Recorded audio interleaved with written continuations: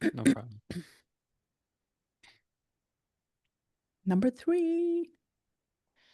What were you trying to say? Just the intro real quick. Number three, Osho, breath, a bridge to the universe, and then the four techniques around breath as Shiva shares them to Devi.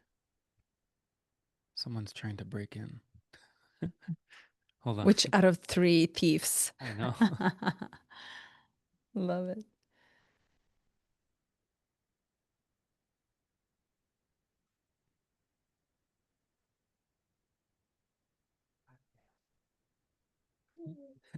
Oh, every Wednesday.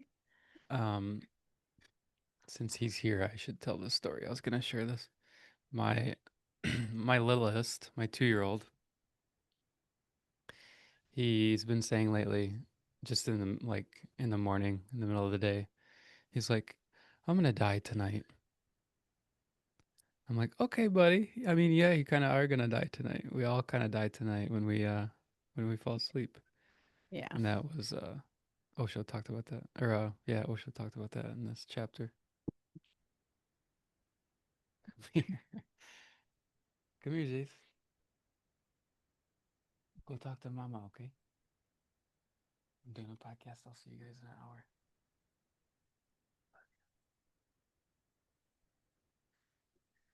Yeah. And I wonder Um, where, I mean, we can sidetrack on where is this coming from, but I like that he in this one used a child as an example of fully breathing in into the center. yeah, the totality. I'm gonna close it out Yeah. real quick.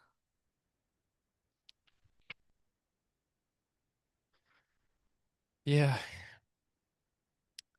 Um, I didn't want to get too wrapped up into that part because the techniques themselves, what I found, I practiced again this morning and going into watching my breath.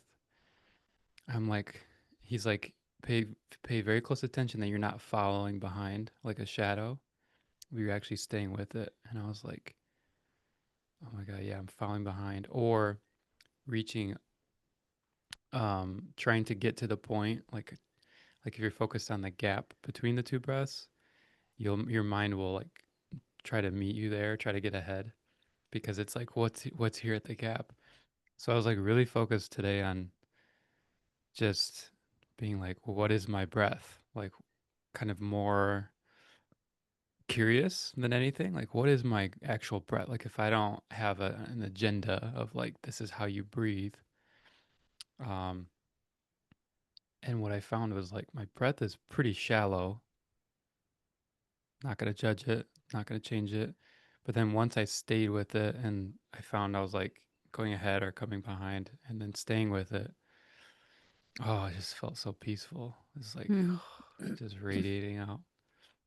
And that when he talks about the child being in totality and breathing into the abdomen, and this is why, a lot of us are sick and all this other stuff. I'm like just aware right now, like the technique of just being with whatever I can, whatever my breath is really allowing me to reach some peace. And if I go and try to change things, I'm very good at that. Like I can do, the breathing techniques that are like more ego, more Control. mind. Yeah. But before we started the talk, you were talking about how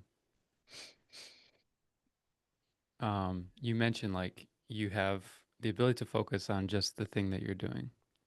And this is a unique talent or skill that isn't common in the world. And he mentioned it as like bracketing. And Hmm.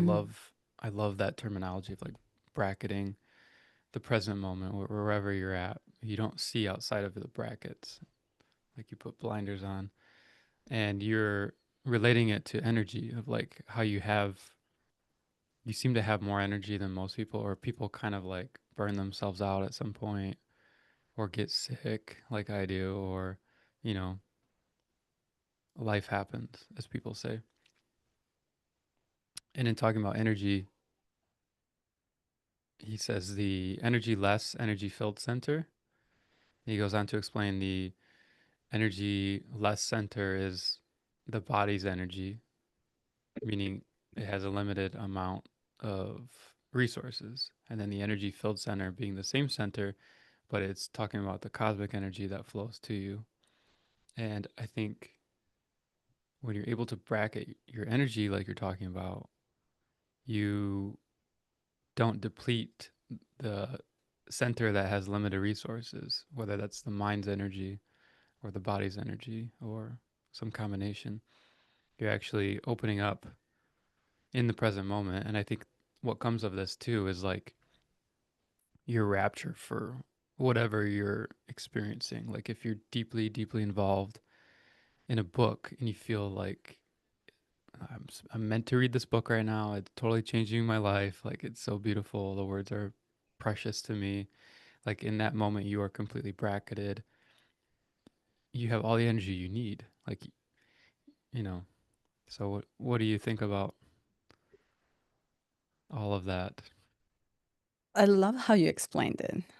I really do. And I will add to that is like the and when I try to understand how did I get to this point, and I'm not consciously doing this all the time. Throughout the day, I catch myself. So it's a practice of Yeah. catching and being aware. Yesterday, I literally got ready to go to work. And then I was like, I'm just gonna submit my graduation, apply for another job, pay the bill, return the book that I don't want to read, like random things. I'm just gonna do this at the same time. And then suddenly, out of blue, my entire body was like, just take a sit and don't Mm, do any of it. And yeah. I sat there and I looked through the window and I started laughing. And I'm like, how about I do nothing? And then I sat like this in silence and I was like, holy shit. I'm actually right here, right now. I do Mm, not have to do any of it. There's yeah. no rush. And when there's rush, he explains this mind that pulls so much energy that you feel very bodily used. So your oil, Mm-hmm. your fuel gets used a lot by your energy. So I wonder, when did I start doing this and how did I get to catch myself and stop? Simply just stop. And if I feel like taking a shower or brushing teeth or sitting in silence, I just literally am so aware of that moment that I do just that, what comes. Mm, And I was like, okay, I'm just gonna sit here and I'm gonna laugh. And I had nothing else to do other than laugh. And I was like, I don't remember last time I felt so much joy for just doing this simply, actually, and forgetting mm, about everything. And it's just a moment. And I think that tease of, it's not sustainable state rather than just a tease. And I started doing that when I got the concept of letting go, or I learned how to accept that there is ending to everything. That comes with death, that comes with change, that comes with. So I became more and more comfortable with not knowing where I'm going, which actually gave up more and more of my control. And when mm-hmm. I gave up more and more of my control, the timeline shrank. So I no longer knew what I wanted to do by the end of the year or next year, or I didn't have retirement plan or whatever, 3 5 year plan of this. And I want to get, it's like I wasn't there anymore. I just kept like shrinking the timeline. And this came very gradually. I don't know why, but I no longer, now when I think or when I relate to anything, I relate it with magical feeling of like, oh, the magic is here right now for me to just sit in silence. Mm-hmm. And I find it to be very butterflyish, very magical in essence. Also, it's not always magical, but also it's like if I feel the wave of sadness, I sit with the sadness and then I only, remember that one? Only cry how much it hurts. And I was like, Mm, oh, but I don't feel the hurt. So why cry? I'm just gonna let that go yeah. and see what I want to do now. So I think that helped a lot to shrink the timeline, which ironically it almost like saves so much energy, like you said, in the body that there is energy to complete Yeah. whatever that you Yeah. have to do for the day. Yeah. You can be more total at any moment. Mm. I'm also finding really interesting that I sleep way less. I'm not joking. I thought I You had to sleep sleep. less now. Yeah. Yes. And because, and I think that was Mr. Genka on Vipassana course. And also, was it Osho or Sadhguru? I don't know who also said. He almost says like when you are attuned into what what your path is, everything synchronizes for you that you work less. It's done for you. You're just Mm-hmm. following. Mm-hmm. And that following the flow opens you up to not try so hard to control anything because you're just letting it be, Mm-hmm. which remains more energy. So when you're in your flow, energy just starts building up and compounding, compounding that you don't need to sleep anymore. Now you have much more time to finish more, and then you take on the whole thing. And I'm like, okay, I've woke up at 3:30 yesterday, 3:30 this morning. I was like, why am I not tired? Something is up. And you're going to sleep at like 10 ish. Last night I went around 11, 11:30. Oh, wow. The night Yeah. before around 11, also 11, 12. And here's another thing. When I engage in conversations that are very controlling, she said, he said, that, Yeah. there, Mm-hmm. the wrong, I can't even, I knock out. I have to take a nap. Yep. You know the feeling? Yeah. Yeah. Totally. And I'll feel it in myself now, and I'm like, I am getting exhausted, and so I will let people in that conversation see my energy going down. I'll like make it known, and then kind of like show like this topic is exhausting. Let's like okay, let's move on. Let's do something else. Like very like because I'm just like Drained. if I try to please everyone all the time, then I'll get stuck in these sort of conversations. And actually, it's funny. I was talking to a Libra rising, and so she's very concerned with like, well, I don't want this person to do. I don't want them to feel this way, and I'm just like, yep, you can't control it. Just let's just you know let's carry on. Talk about something else. um, but also seeing that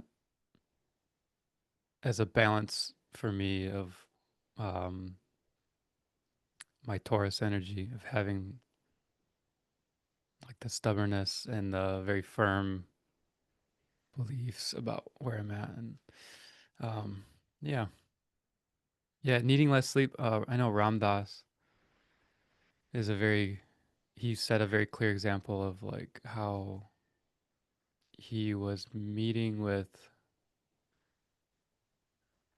a woman who's channeling a master for him, like privately.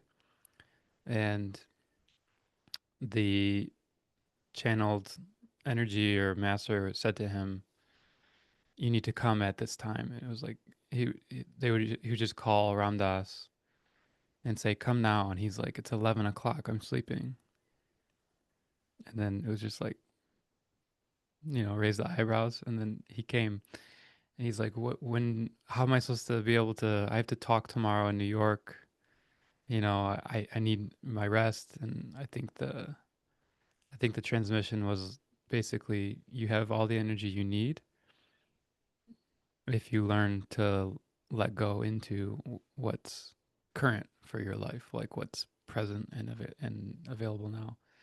So good. And So tying this good. into Joe Dispenza talks about 3D and 5D, Mm. and he says, as you know, in 3D you have to continue to move forward. You can't just you can't just lay back and have gold pouring down on your head. But as you learn to let go into the 5D and touch that manifestation side where things will naturally occur, you'll meet the right person, you'll show up at the right time, maybe you show up at the wrong time but you meet the right person at that time, like just like it's a process of letting go. And as you let go more and more, you realize in the 3D, there's not a whole lot for you to do compared to what you used to think. Like our level desire of control that we have as humans is insane. Like we think we Hmm. need to have the web of our lives in complete lockdown in order for us to move forward in life. And it's Yeah. just such an illusion. None of that is true. I think that's what creates um, some of our troubles because we're going against the natural forces, the natural unfolding, and our grip on things is what it's like in a car accident. Like when you're if you're rigid and you expect it and you have a response of strength and like I'm gonna fight this car accident. I don't. They've done a study and they show like your injury probability and severity is like far more extreme. But if someone's drunk or falling asleep or like where you're completely let go, like there's the injuries are disproportionately to the car accident. Like how did this person not have a major injury in their body? You know, the car rolled like 10 times.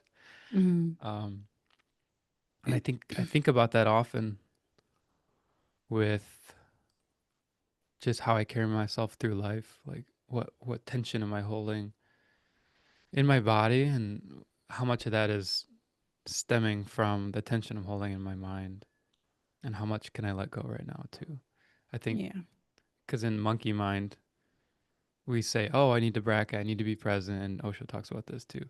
Like, "Oh, I'm desiring desirelessness." It's like you're just chasing. He says it doesn't matter what the desire is, whatever is on the end of the desire is your world, is your entire world.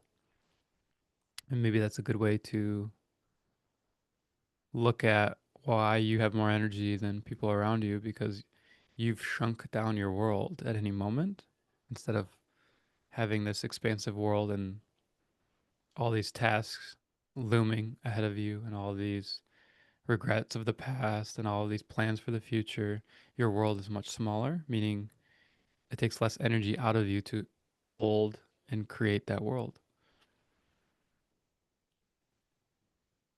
Yeah. And it's not logical.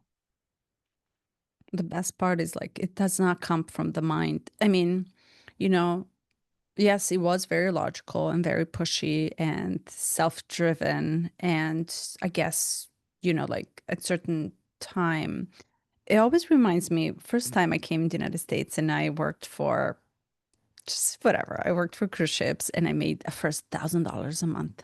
Ooh, and I didn't even have time to spend it. I went Mm-hmm. and I went to TJ Maxx because I thought that was the biggest store ever. I didn't know. And I bought a bunch of clothes. And I bought three big suitcases of clothes and I brought it home. Mm-hmm. I and I was like, oh my God, look what I have. I Mm-hmm. identified with the amount of clothing because, back home we were so poor and Mm-hmm. I only had like one pair of sneakers for 10 years, until I poked my toe through it, and one jacket for winter. It was just very simple, right? And then I bring three huge, massive luggages of clothes, and I come home and I didn't even know what I have inside. But then I'm like, look at this, look at this. And then my sister comes in and is like, oh my God, can I have? And I said, take it all, take it all.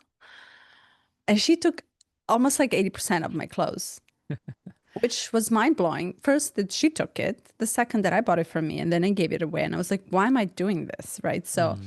it didn't make sense, but it was this like representation of worth in the mind because I had to attain something to show my worth. So Yeah. Taurus, you know why you mentioned Taurus, you have Taurus qualities. Why we think of Taurus as stubborn? I actually Mm-hmm. don't think that they're stubborn. I think they're the only sign to know self-worth so much that it's non-negotiable Yeah. Yeah. because they're deep inside. And when you look at them, that's what you see. It's not moving. Yeah.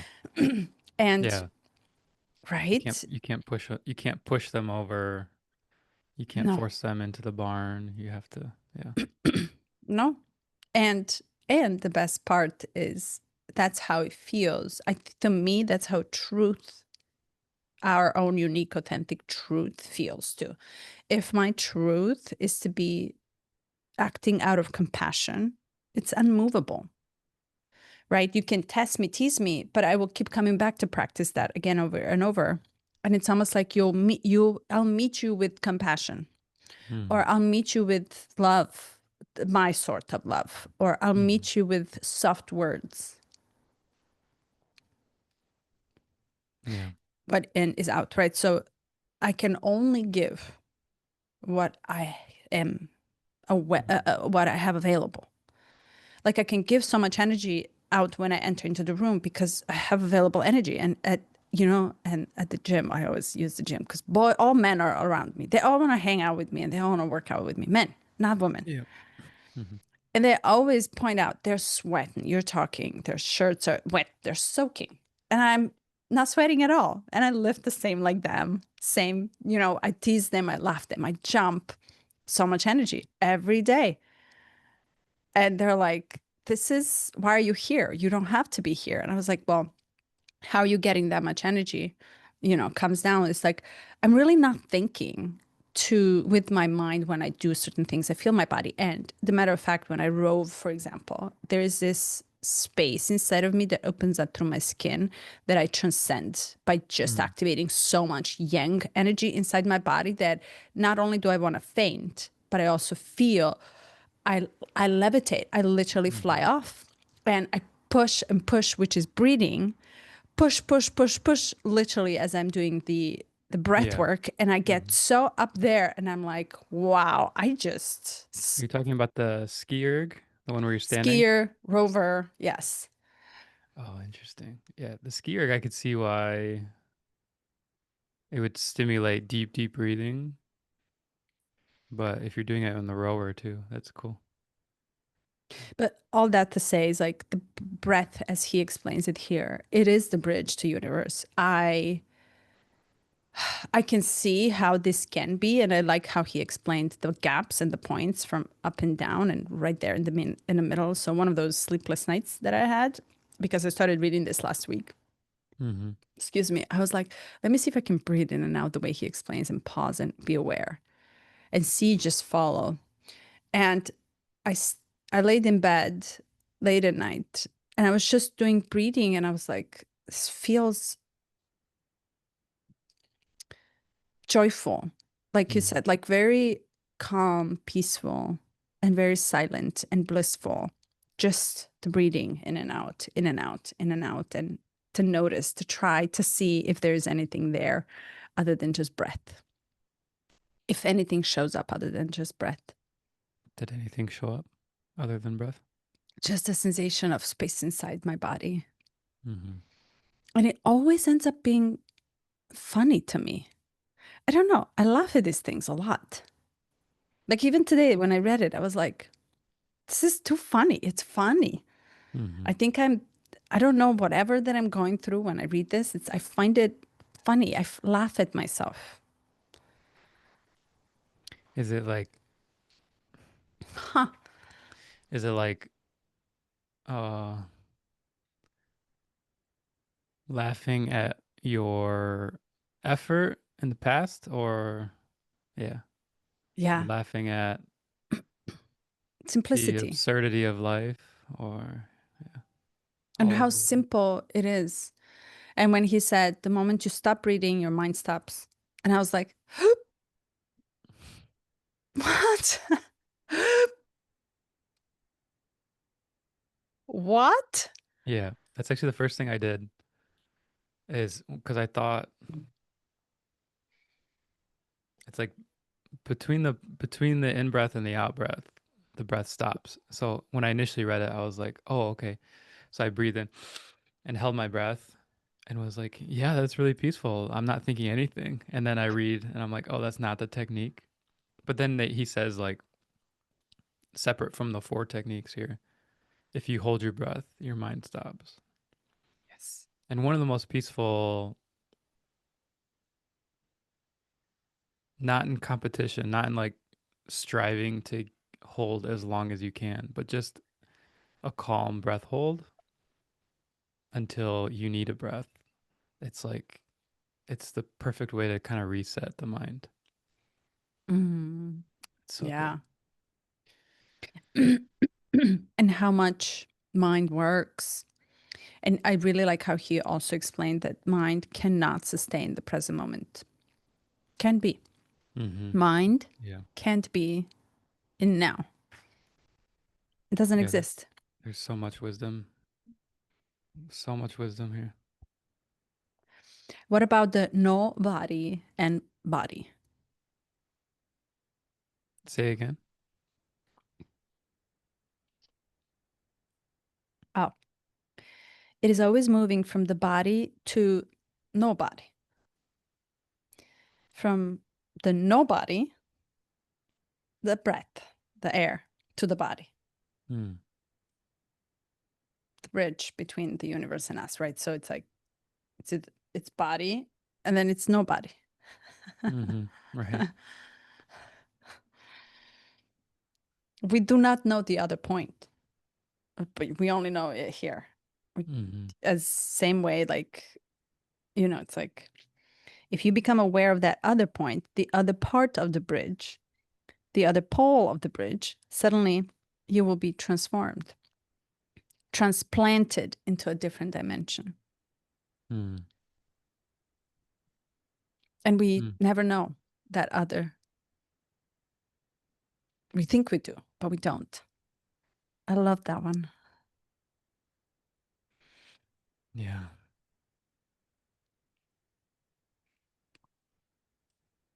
Yeah. So he said, someday you'll be in a state of mind where there is no movement, no motive, no seeking, and then there will be bliss. And I love that, like, all of the masters, they begin to talk about the method itself behind the technique, and Shiva just gives a technique immediately.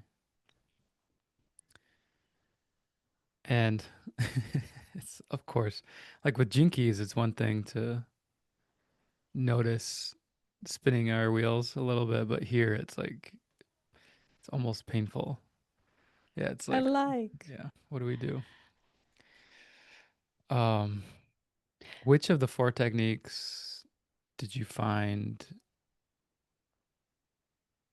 most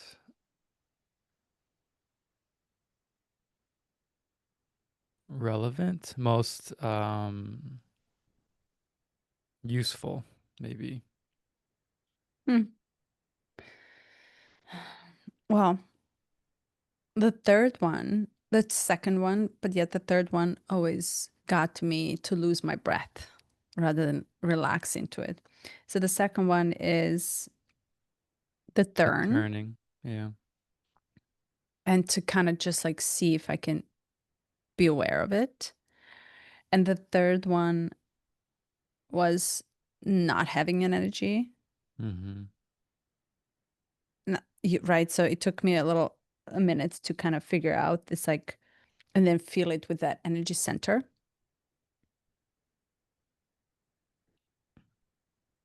Yeah, I But found yeah. that when I initially went through, I tried each one. And then this morning, I really spent a lot of time with the first one, just being with the breath as it is and not having a goal. And I felt a lot of peace. And then I went to do the turning breath and was like, "Oh, this is interesting." Because then I wasn't trailing behind the breath or getting ahead. I was just noticing like it is a wheel, and there's the turning is like this inertia point. It's like slowing down and then coming back down. Um, Mm. but I recognize that the paradox of the techniques are a narrowing in of consciousness, like a very, very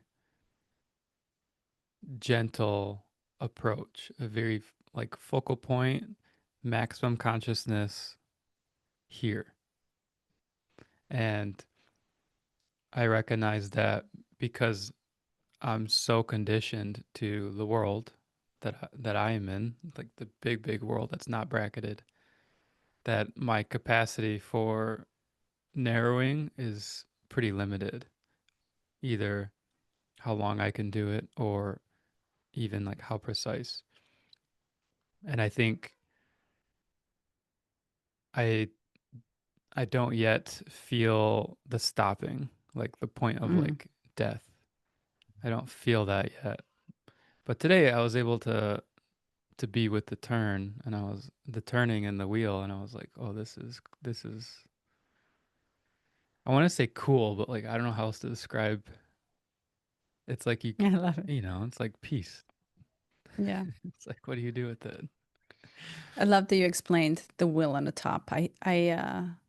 Like, and there's this just one point to that awareness. Mhm. And to me, almost like I am visualizing just this air that is just like exchanging and it's sitting at the Mm. bottom, right? So there's a lot of visual in my understanding of what is happening with the breath in and out. Mm.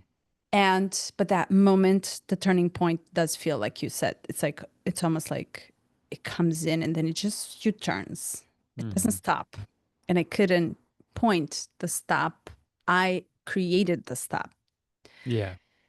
And it's almost like, and the more I create the stop, the deeper it becomes. I ran out of breath. Mhm. It was so cool. Just to play with it. Like, Yeah, yeah. These yeah. techniques are they're really beautiful. And I think because they're so Mm. simple that most people are gonna write it off. Like, oh, tried it once. What was it supposed to feel? Like what? Still monkey mind. Like, I don't know. It's just you I Yeah. you have to have a certain open heart, open mind approach to actually Yeah. touch what's here. Yeah. And to allow it to touch you. Yeah. Right.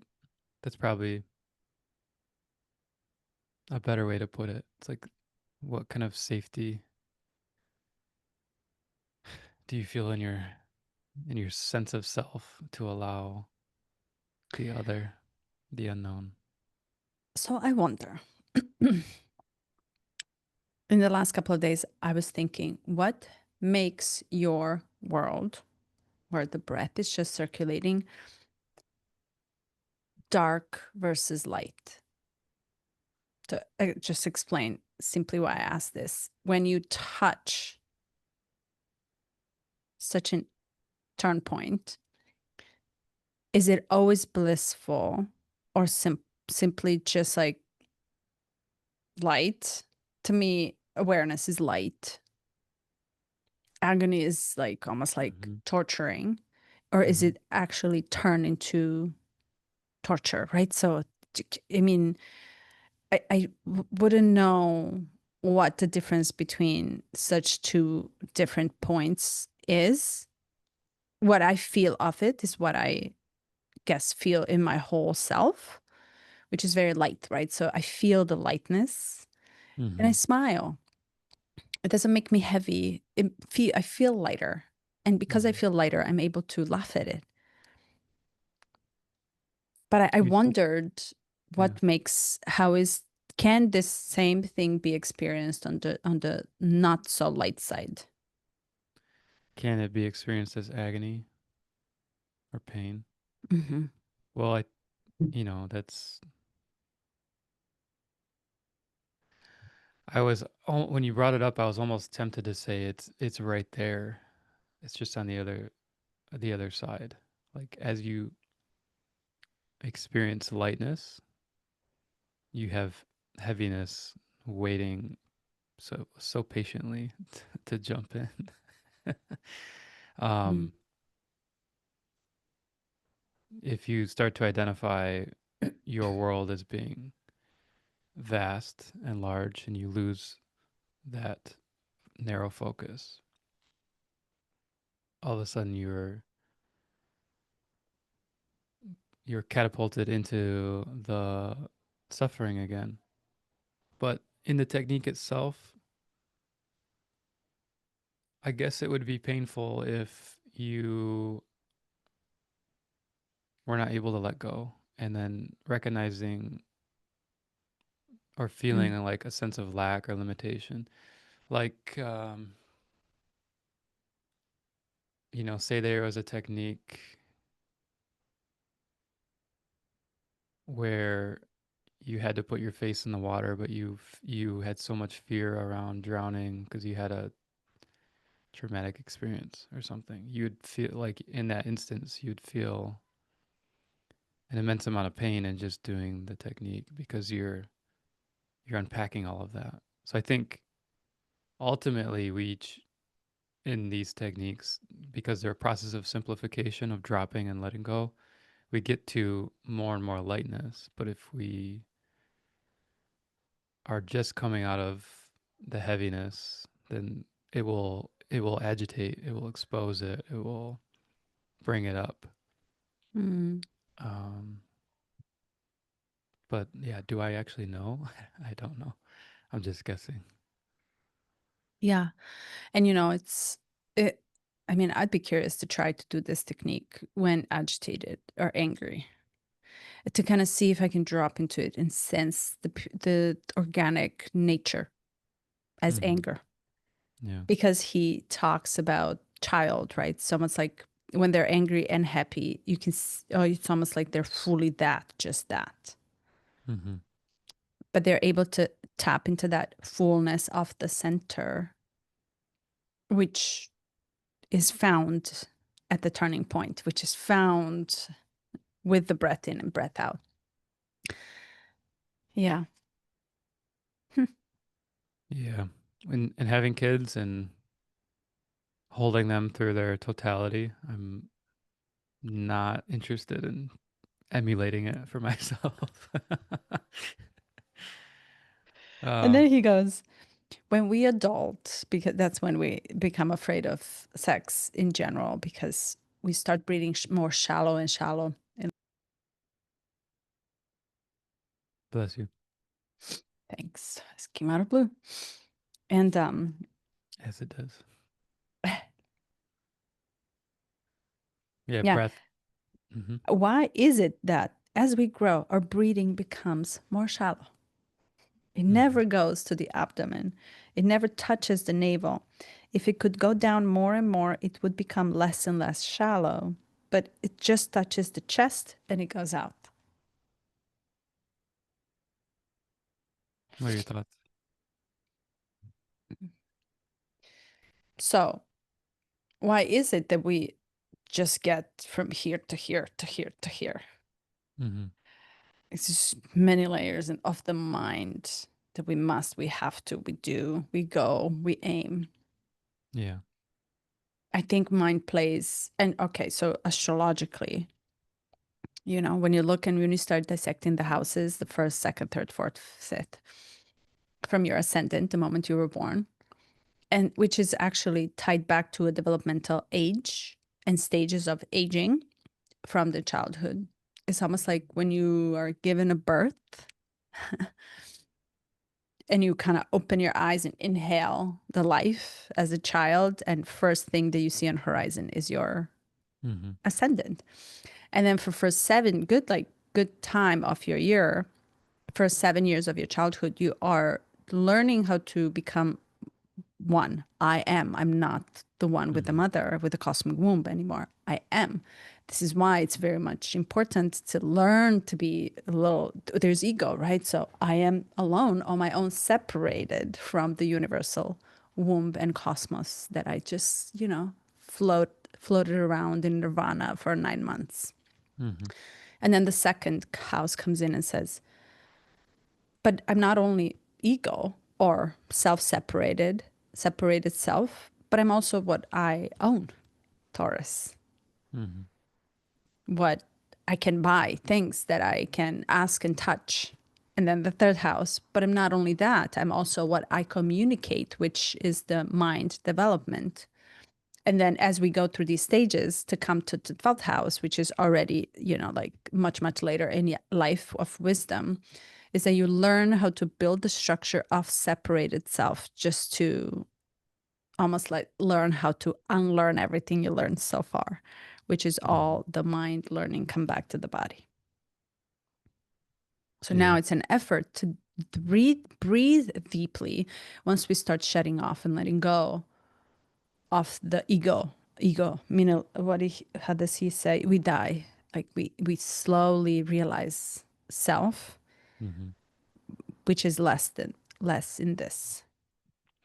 Yeah, and it's also there's some confluence there too of the first the first down to the 12th, the first being at the head down to the 12th. And so our shallow breathing is ego, is very self-referential, self-focused. And Mhm. the first the first turning point into not self is Libra, which is the navel, which is deep, deep breathing. Which we are in uh, right now. what's that? I think we're in the Libra season, which is all about Yeah, relating. yeah, yeah. But Brett, he mentions how I don't think we got into this yet. I don't know if you want to expand on it, but how breath touches the sex center, and we have so much fear around our own sexuality. And I think, as I'm breathing into mine metaphorically and literally more and more, I'm realizing that there's so much unknown in sex itself, in the process of relating, desiring, being desired, moving the body, experiencing pleasure. It's and the less I attach to the stories, what my mind wants to tell me about it, the more freedom I actually feel in just feeling the feelings, like just having the experience and just it's funny looking back how much what like should or what I'm supposed to do or what the stories tell me about how I'm supposed to relate to the sex center itself is it's like that itself brackets the energy and prevents a lot of breath from being able to move through that space, transmute and alchemize. Yeah. Yeah. What are your thoughts? Yeah. We think of it rather than feel it. Mm, And we think about what needs to be done with it right. rather than allow it. And we also think to put it in structures and some ships and forms and find it this container. And then we also think that's what it takes for us to open. No. Yeah. Did you say put it in ships? Yeah. Situationships, partnerships, relationships, I love that. marriage. I never actually, yeah. It's like you're on a vessel in the sea, and the sea is Yeah. so vast and large, and then you're Yeah. just like stuck in your vessel. Yeah. Which is in many ways marriage. Yeah. That's why what we have to do, and that's why it dries out, right? So it dries out unless you put a lot of work, intention, and I don't know, you kind of figure out how to feed yourself with water. But Yeah. I think Go for a swim. yeah, yeah. But I don't know, in many ways, I have a friend who has been engaged for so long with two kids. Yeah. It's like, I get the point. I really do. But I also get that it's not working for many. Yeah. And I often wonder why it is not working because the magic of water, which is very much holding its life on its own, is life on its own, which is very much the feeling, the sensations, the being. We can't live without it. Yeah. Cannot be placed in a container. And it's life force in many Yeah. ways. It's a force of life. And in many ways, It's magical because nothing will suffice, or how do you say, nothing will stop your thirst other than really pure water from mountain. I mean, have you ever drank water from a source directly? Yeah, a couple times. Um, One sip, you're good. And you drink a mhm. fake purified water, a gallon of it, it's not working. Yeah. Its purity is magical. And to put magic in any type of container, it turns into a poison. So I think sex in general, because we think of it so much, we think we try to, like we were talking about earlier, it's like once we start labeling these things, once we get in a mind will wanna structure everything Mhm. because it knows, but it doesn't structure. When you really shrink it down and you really think about it, this is why I love this, because we're gonna get confused over and over again. We're gonna confuse the mind. When I really think about structuring anything that I really feel, I can't. Untangible, I can't. So if I look at you in your eye with so much presence, can you box this moment? Right. You can't. Can you call it anyhow? You can't. But if I'm present with you, I'm willing, I'm open, I'm there, I'm with you, I'm you. I'm so here that there's nowhere else for me to go other than here. And and it can be so powerful that Yeah, of it is. course your mind is going to want to get the fuck out of there because it's like, what? No, give me structure, put me in structure. Same for love, same for life. That's Mhm. how I see it. It's like when you have capacity, when your capacity shrinks down to handle more of life. So ironic. Oh my God. So paradoxical. You experience more. You experience more Mhm. because I'm right there with you when I'm with you. You and I are not on the phones when we're together. We only get 1 hour a week. And Yeah. for that 1 hour, it carries for the entire week. What? Exactly. So if I'm asking of you 24/7, it's impossible. If I commit to something that it's not possible for the rest of my life, I'm poisoning it. Yeah. I Yeah. love that he touches sex because I think sex is everybody, a lot of people think it's commitment. I have to. It's practice. It's simply meeting each other and Yeah. Play. allowing actually dance. Yeah. Mhm. And allowing it to happen, because I'll add this too and then I'll stop blabbing. But I like the blabbing. um love is romantic in nature. Why say no to romance when you feel romantic? And love is so big that we are only capable of taking amounts, like meaning in relating in relationships and in marriageships and situations, like amounts Mhm. rather than live in love. And amounts mean I can handle you this much, and then I go to other stuff, right? So I have life to live. They're Mhm. 3D. But 5D love is there no matter when you come back. Can I hold that much love for you to come back and sip on it anytime? Mm.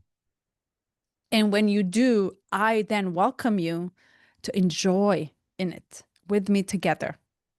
Yeah. And how can I ask of such love from 5D to be on call on demand? I can't. It's either there or it's not there, right? It's like you either can possibly love at that capacity and allow it to come in and go, or you can't. Or you fracture, you Yeah. come in bits and pieces, right? So today I love you, tomorrow I'm just tired. Mhm. Right? And because I'm tired, I'm so irritated because I don't have energy for that much love. It's normal. Body cannot sustain that much love. There's no energy. You need a body and vehicle so pure to have to sustain, to be able to sustain vastness of your powers, and that comes with love and life, and that's it. To me, it's huge. And how can I ask anybody else to, they're busy in life or trying to figure out the structure? How can I ask for them to surrender? You can't.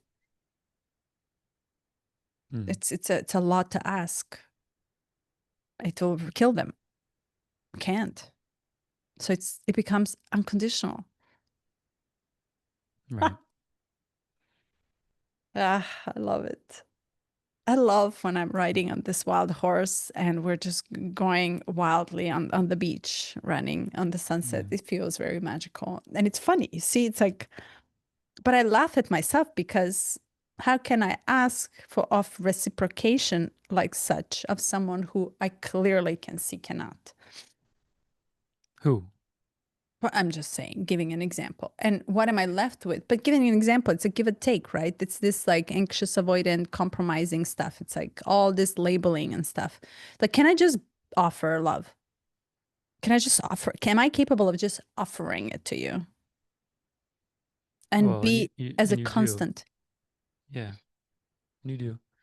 Um, Yeah. yeah. There's a couple things like Mm, I don't have to say anything because what you said was perfect. perfect. Perfect is magical. Magic is Yeah. perfect. Everything Yeah. structured is imperfect. Don't Yeah. mind me. Except, well, to play with that, the the universe is geometrical and mathematical. Like it has structure, has inherent structure. Yeah. 5D. Yeah. Yeah. Then I'll take it. Then I'll it's a higher power. Isn't it all, right? 5D? Yeah. Oh, I'm just saying like the we hold illusions and then it becomes like you said, like put the spring water in a container it can become poison. So when we hold illusions or limiting beliefs or the mind stories, then we lose the purity or we cannot even grasp it. We can't approach it. And with these techniques, it's like a repurification. It's just eliminating the excess and reminding us that the spring water is at the spring and that you don't have to put it in a container. Yeah. um, Yes. but I just want to touch on like the ability to love yourself is is a superpower in relationships because ultimately when you're on a vessel, whether it's marriage or situationship or relationship, that person that you embark on acts as a mirror for the, the shit that's behind you that you don't want to look at. It's like they show you your shadows.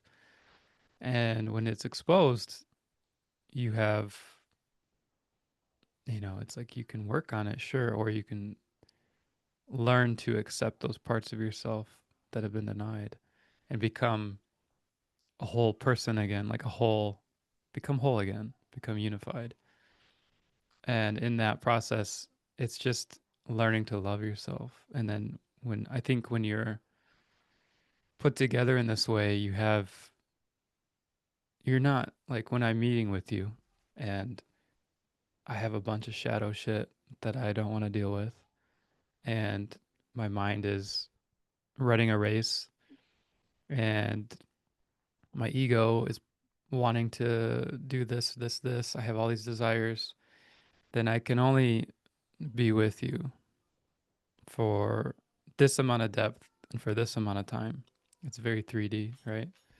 But if I've like unified all of that stuff, I'm learning how to let go of a continual process of letting go.